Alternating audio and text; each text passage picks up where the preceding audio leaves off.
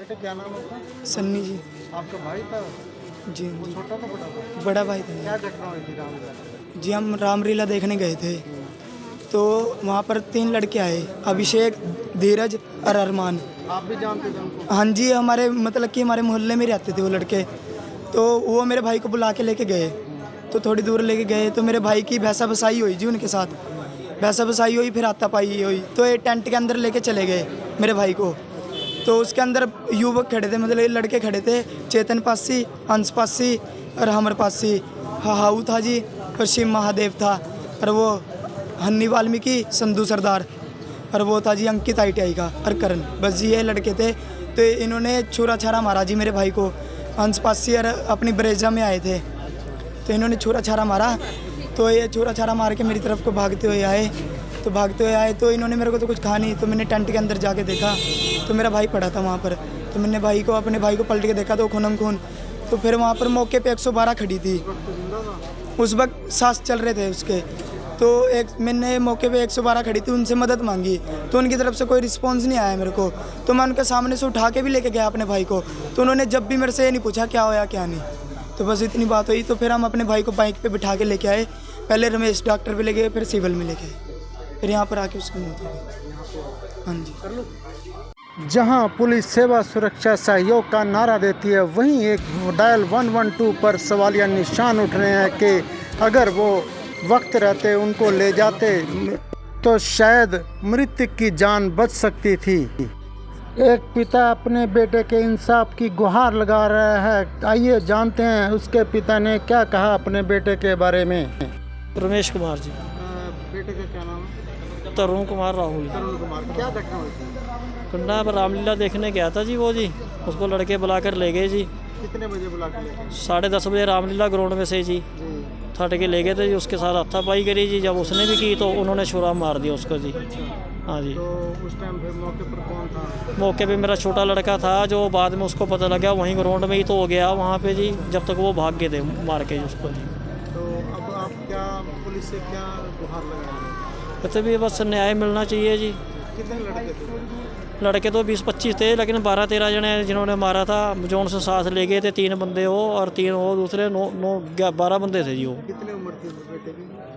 किनके जी? आपके बेटे की? 19 साल का था जी। और वो कौन थे लोग, पता जानते हो आप?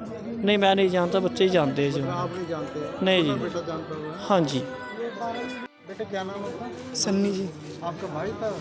जी वो जी, छोटा था बड़ा था? बड़ा भाई था क्या घटना हुई थी रामलीला? जी। हम रामलीला देखने गए थे तो वहाँ पर 3 लड़के आए, अभिषेक, धीरज और अरमान। आप भी जानते थे उनको? हाँ जी, हमारे मतलब कि हमारे मोहल्ले में रहते थे वो लड़के। तो वो मेरे भाई को बुला के लेके गए, तो थोड़ी दूर लेके गए तो मेरे भाई की भैंसा बसाई हुई जी उनके साथ। भैंसा बसाई हुई, फिर हाथापाई हुई, तो ये टेंट के अंदर लेके चले गए मेरे भाई को। तो उसके अंदर युवक खड़े थे, मतलब ये लड़के खड़े थे, चेतन पासी, अंश पासी और हमर पासी। हाऊ था जी, और शिव महादेव था, और वो हन्नी वाल्मीकि, संधू सरदार, और वो था जी अंकित ITI का, और करण। बस जी ये लड़के थे। तो इन्होंने छुरा छारा मारा जी मेरे भाई को। अंश पासी और अपनी ब्रेजा में आए थे, तो इन्होंने छुरा छारा मारा। तो ये छुरा छारा मार के मेरी तरफ को भागते हुए आए। तो इन्होंने मेरे को तो कुछ कहा नहीं। तो मैंने टेंट के अंदर जाके देखा तो मेरा भाई पड़ा था वहाँ पर। तो मैंने अपने भाई को पलट के देखा तो खूनम खून। तो फिर वहाँ पर मौके पे 112 खड़ी थी। उस वक्त सांस चल रहे थे उसके। तो मैंने मौके पे 112 खड़ी थी, उनसे मदद मांगी, तो उनकी तरफ से कोई रिस्पॉन्स नहीं आया मेरे को। तो मैं उनके सामने से उठा के भी लेके गया अपने भाई को। तो उन्होंने जब भी मेरे से ये नहीं पूछा क्या होया क्या नहीं। तो बस इतनी बात हुई। तो फिर हम अपने भाई को बाइक पे बिठा के लेके आए। पहले रमेश डॉक्टर पे ले गए, फिर सिविल में लेके आए, फिर यहाँ पर आके उसकी मौत हो गई। हाँ जी। करते हैं मृतक के फादर के दोस्त थे, क्या कहना? क्या नाम आपका? मेरा नाम दुर्ग विजय है जी। आप जानते थे इनके बेटे को? जी हाँ, मैं बिल्कुल जानता था जी इनके बेटे को। कैसा लड़का था? लड़का बहुत अच्छा था जी, मतलब दिहाड़ी मजदूरी का काम करता था, फैक्ट्री में काम किया करता था, किसी से कोई फालतू मतलब नहीं रखता था वो। अब वो गलतफहमी का शिकार हो गया है, मतलब किसी और के साथ 2 दिन पहले वो गया हुआ था रामलीला देखने, उनके फ्रेंड्स के साथ उसका लड़ाई झगड़ा हो गया।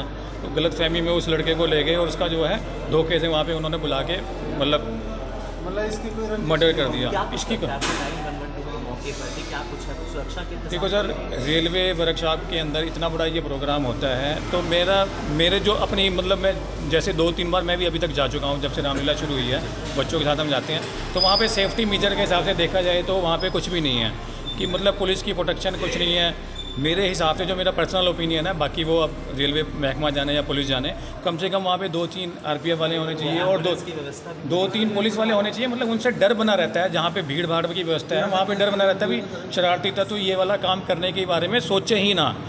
जब वहाँ पे उनको पूरा मौका मिलता है, वहाँ पे कोई पुलिस नहीं होती है ना, इतना भीड़ भड़का होता है कि मतलब आप कोई भी वारदात को अंजाम दे सकते हो। साहब की गुहार लगाते हैं, इस बच्चे का तो बिल्कुल ही हत्या कर उसकी हत्या कर दी गई है, निर्मम हत्या कर दी गई है। देखो जी, बच्चा जिसका गया है दुख उसको होता है। बच्चे के पिता को, हम इनके पिताजी मतलब मैं, ये मेरे दोस्त हैं, उनका ही बेटा था, वो मेरे बेटे जैसा ही था, तो अब दुख का तो कोई मतलब कुछ भी नहीं कर सकता। आपको नाम पता है? जी, हत्यारों के नाम छोटे भाई को पता है, जो वहाँ पे मौके पे मौजूद था। मतलब किसी को अभी तक गिरफ्तार किया गया है? जो अभी तक हमें इन्फॉर्मेशन पुलिस से थाने से मिली है कि CI स्टाफ ने 5-6 लड़कों को जो है पकड़ा है और आगे वो कार्रवाई कर रहे हैं। तो हम ये चाहेंगे कि सख्त से सख्त कार्रवाई हो और आगे से कम रामलीला में ऐसी व्यवस्था की जाए कि मतलब 2-4 पुलिस वाले लोग मौजूद हों, जिससे कि आगे कोई अपराधी तत्वों को मतलब ऐसी कोई साजिश करने का या मतलब कम से कम अपराधियों को डर तो रहेगी यहाँ पे पुलिस है, कोई कार्रवाई हो जाएगी।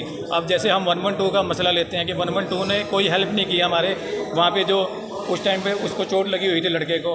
अब कम से कम उसकी हेल्प करते हो सकता है उसकी जान बच जाती। वो बचना तो चलो भगवान के हाथों में था, मतलब प्रयास भी नहीं किया पुलिस के द्वारा मदद करने का।